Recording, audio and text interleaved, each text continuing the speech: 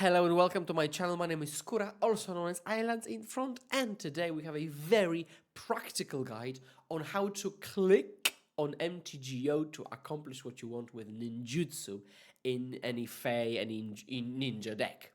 Now, if you want a more theoretical insight into Ninjutsu, I highly suggest you check out my article on Metafy, link down below, where I talk about Ninjutsu from the rules perspective, but also numerous tricks that you can catch up on off guard, and also how to utilize Ninjutsu in your practical games.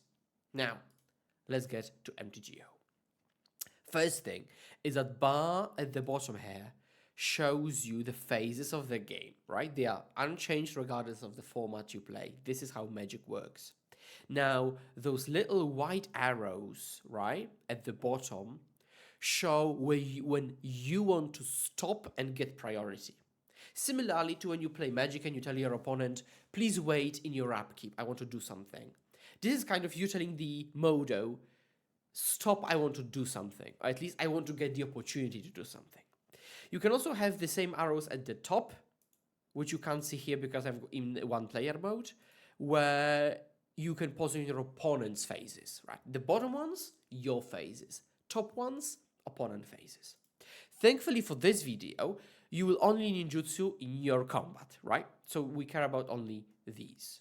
Now, I highly suggest you have a stop in every phase. I can even add one here. You right click. You see, it highlights a little bit, right? When it highlights, right click, my turn, because if there's a opponent, it will be split in two. And then you say set stop. Okay? So right now we've got set stop between main through every single phase until the other main, right? So now with that said, let's go to combat. So I click, so you can click OK here with your mouse, or you can use your fingers and click on the keyboard. I think that's much cleaner and more comfortable. So I go click 1 to pass priority. So I click 1, beginning of combat. I click 1 again. In attackers, let's choose them. I'll attack with all. 1. I'm still in attackers. 1. Opponent has declared no blocks. And this is where we are in the block phase, right? So now this lights up, right?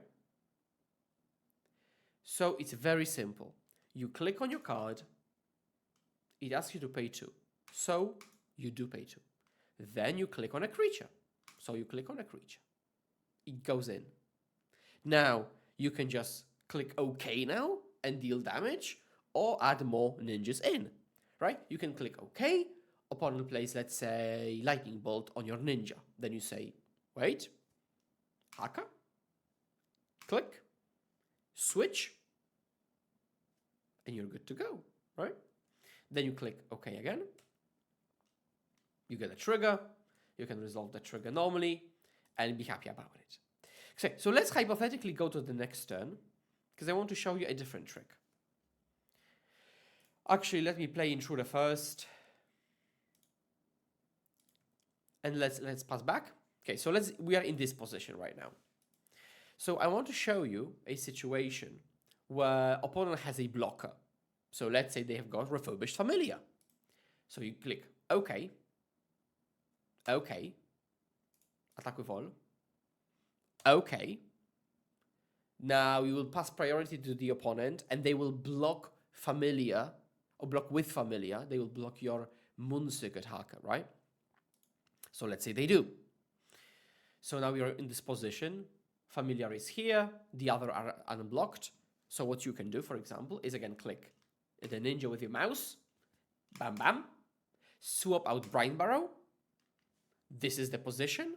Now you still have priority. You're an active player, so you can go blue. Intruder. This intruder then will trigger, and it will make this Familiar smaller, and then you can go to damage, right? So basically what I've just done is I used one of the attackers to reset it with Ninja and then play it immediately back. You can do it with multiple intruders, for example, which is also very useful. Um, Now, there are also a lot of different tricks you could do. So let me give you an example. Let's try to draw spell starter sprite. Okay. Okay. So we are in this position. Let's imagine this hacker isn't here. It's difficult to set this up on Modo properly. But I want to imagine we're drawing this hacker off of Ninja, right? So, okay. Attack with all. Okay. Any blockers? No? Okay. Damage. So now we have dealt damage. I've drawn a card. But because I set up the stops all the way, as I told you, we've gone past the blockers. We are in damage. I could even pass yet again to go to end of combat step. And the key is a creature is unblocked and attacking until you leave end of combat and go to the main. So the combat step is from begin of combat to end of combat. That's clear. A creature is attacking from attacking until the end of combat. So if from Ninja of Deep Hours, you just top deck hacker, you go like, boop, oh, I top deck hacker. What you can do now, still now, go boop. A mod does allow you. Switch out for spell starter, for example, to have it in hand so you can pass the turn with spell starter up. Now, the damage has already been dealt, so this doesn't draw, doesn't do anything. You just click OK, end of combat, click OK, out of combat, right? But after damage, you still have got the time to swap out creatures, which you could, for example, do with spell starter like here, or you could do with Brine Barrow, so you can have it for your opponent's turn if they play like a red aggressive strategy. So yeah, this is how you click Ninjutsu on MTGO. It's pretty simple. If you go step by step, and if you actually have the stops here, there is no way you click through it. If you click 1 or OK, there is no way you click through it.